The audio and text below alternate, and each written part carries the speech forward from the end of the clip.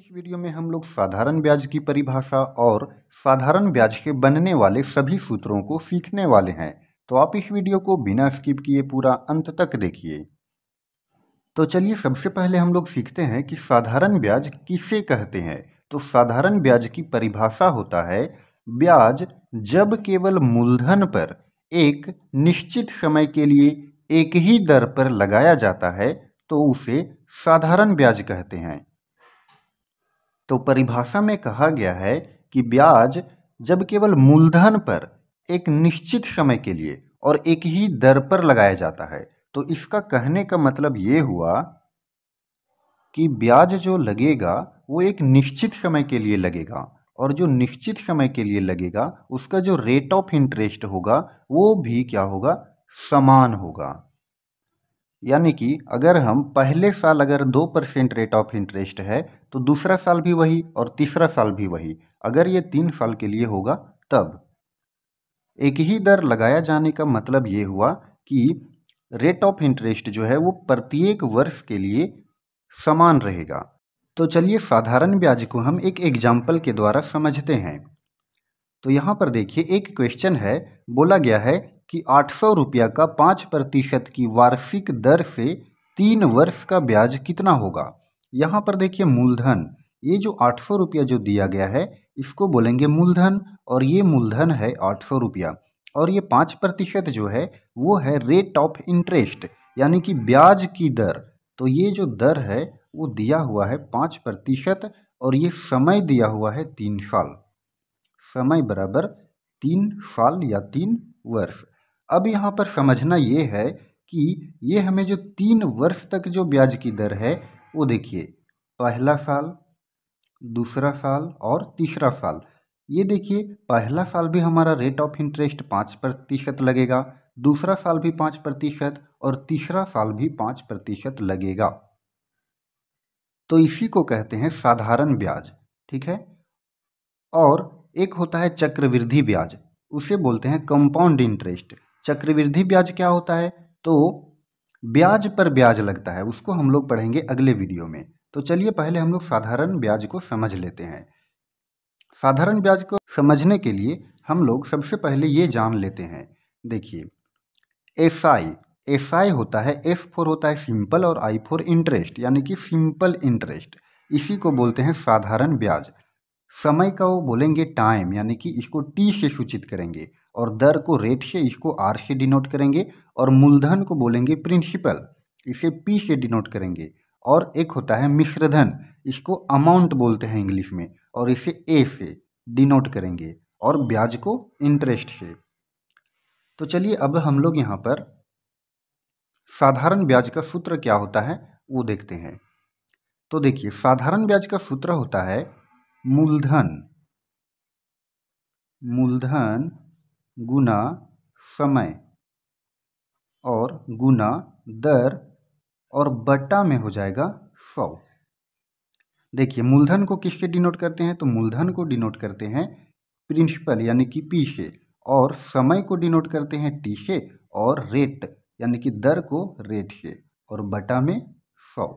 तो इस तरह से देखिए साधारण ब्याज का सूत्र हो गया मूलधन गुना समय गुना दर बटा में 100। इसको हम लोग लिख सकते हैं P into T into R by 100। तो देखिए ये वाला जो हमारा सवाल है इसको भी हम लोग साधारण ब्याज यानी कि सिंपल इंटरेस्ट एसआई निकालते हैं। तो इसका सूत्र हो जाएगा P into T into R by 100। तो देखिए P का मान कितना दिया हुआ है 800 रुपया यानी कि प्रिंसिपल, उसके बाद टाइम है 3 वर्ष और रेट ऑफ इंटरेस्ट है 5% और बटा में हो जाएगा 100। देखिए 2 जीरो ऊपर में और 2 जीरो नीचे, ये कट गया। अब देखिए 8 गुना 3 गुना 5, 8 त्रिकी 24 और 24 पचे 120 रुपया। यहाँ पर जो 120 रुपया निकला वो सिंपल इंटरेस्ट निकला, ब्याज निकला यानी कि साधारण ब्याज निकला। 800 रुपया का साधारण ब्याज निकला 120 रुपया। दर कितना था 5% और कितना साल के लिए, 3 साल के लिए। तो चलिए अब हम लोग चलते हैं अगला सूत्र की तरफ। अब यहाँ पर देखिए समय का सूत्र है, थोड़ा सा आप ध्यान दीजिए। यहाँ पर देखिए ये समय है, ये समय जो है वो निकालना है। तो ध्यान दीजिए अगर हम ये समय को निकालेंगे तो देखिए साधारण ब्याज और ये 100 गुना हो जाएगा और बटा में आ जाएगा मूलधन और दर। देखिए तो इसका सूत्र हो जाएगा समय का ब्याज गुना 100 और बटा में आ जाएगा मूलधन गुना दर।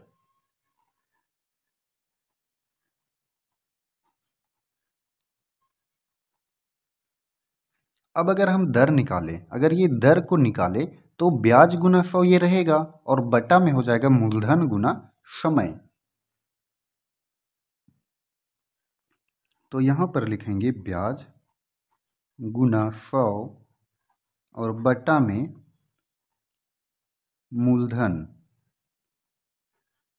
गुना समय।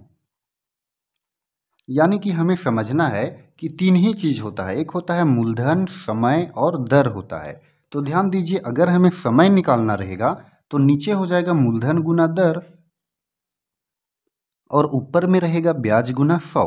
अब यहाँ देखिए दर निकालना है तो यहाँ पर मूलधन गुना समय। अब यहाँ पर देखिए मूलधन निकालना है तो निश्चित रूप से इसमें मूलधन नहीं रहेगा, दर गुना समय नीचे आ जाएगा और ब्याज गुने 100 ऊपर रहेगा। तो इसका सूत्र बन जाएगा ब्याज गुना 100 बटा, यहाँ देखिए मूलधन हमें निकालना है तो तीन चीज होता है मूलधन, समय और दर। तो मूलधन निकालना है तो यहाँ पर क्या बच गया, समय, और एक बच गया दर। तो इस तरह से मूलधन का सूत्र हो गया ब्याज गुना 100 और बटा में समय गुना दर। अब यहाँ पर देखिए मिश्रधन निकालना है। मिश्रधन, मिश्रधन को अमाउंट बोलते हैं। तो मिश्रधन का सूत्र होता है मूलधन प्लस ब्याज। मिश्रधन का सूत्र हो गया मूलधन प्लस ब्याज। अगर हम इस क्वेश्चन का अगर मिश्रधन निकालें तो कितना रुपया होगा। देखिए मिश्रधन का सूत्र होता है मूलधन प्लस ब्याज। देखिए मूलधन जो है वो है 800 रुपया, अमाउंट निकाल रहे हैं इसका। तो देखिए 800 रुपया क्या है, मूलधन है, तो यहाँ पर जोड़ देंगे 800 रुपया और प्लस ब्याज, यानी कि ब्याज कितना निकला, 120 रुपया ब्याज निकला। अब जोड़ दीजिए इसको, 800 और 120 ये हो गया 920 रुपया। तो इस तरह से इसका जो मिश्रधन निकला, जो अमाउंट निकला वो निकल गया 920 रुपया। अब यहाँ पर देखिए मूलधन का सूत्र, यहाँ पर देखिए मिश्रधन का फॉर्मूला से हम मूलधन भी निकाल सकते हैं। देखिए तो मूलधन का सूत्र हो जाएगा, ये मिश्रधन यहाँ पर आ जाएगा, मिश्रधन और माइनस कर देंगे ये ब्याज। अगर हमें इसी प्रश्न में अगर मूलधन निकालना रहेगा तो कैसे निकालेंगे। तो मूलधन निकालने के लिए क्या करेंगे, प्रिंसिपल इज इक्वल टू हो जाएगा अमाउंट माइनस सिंपल इंटरेस्ट। तो ध्यान दीजिए यहाँ पर अमाउंट कितना निकला हमारा, 920 रुपया जो है वो अमाउंट हो गया, यानी कि मिश्रधन हो गया। और यहाँ पर देखिए 120 रुपया जो था वो साधारण ब्याज था। अब इसको घटा दीजिए, 0 में 0 0, 2 में 2 0 और 9 में 1 800। तो इस तरह से 800 रुपया जो है वो हमारा निकल गया प्रिंसिपल, यानी कि मूलधन। अब यहाँ पर देखिए ब्याज का सूत्र, तो इसी से हम लोग ब्याज का भी सूत्र निकाल सकते हैं। देखिए ब्याज का सूत्र निकालने के लिए क्या करेंगे, देखिए ये हो जाएगा मिश्रधन माइनस मूलधन।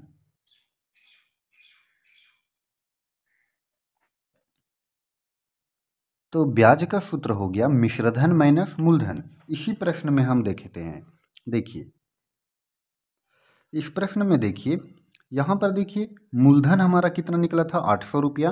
तो इसमें क्या करना है, ब्याज निकालने के लिए, यानी कि जब साधारण ब्याज निकालेंगे तो क्या करेंगे कि मिश्रधन माइनस मूलधन, यानी कि SI is equal to A minus P। तो देखिए अमाउंट हमारा कितना निकला, 920 रुपया, और इसमें घटा देंगे हम मूलधन को, 800 रुपया को। तो ध्यान दीजिए कितना बच गया, 120 रुपया। यही जो 120 रुपया है वो क्या आ गया, वो आ गया साधारण ब्याज। तो फ्रेंड्स आई होप कि आपको साधारण ब्याज से बनने वाले जितना भी सूत्र है वो आपको अच्छे से समझ में आया होगा। अगर आपको ये वीडियो पसंद आया हो तो आप इस वीडियो को लाइक करें और चैनल पर नए हो तो चैनल को सब्सक्राइब भी करें और अपने दोस्तों के साथ शेयर भी करें।